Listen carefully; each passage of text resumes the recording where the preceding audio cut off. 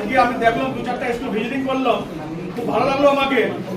কিন্তু আমি একটা অনুরোধ করবো, আমাদের যারা এখানে শিক্ষক আছে, যারা আমাদের টিচার আছে, তাদের কাছে আমার অনুরোধ, দেখেন আপনারা এলাকার টিচার, আপনারা এখানেই জন্ম নিয়েছেন, আপনাকে ভাবতে হবে যে যেরকম আমাদের ছেলে মেয়ে ওই রকম এই ছাত্র ছাত্রীরাও।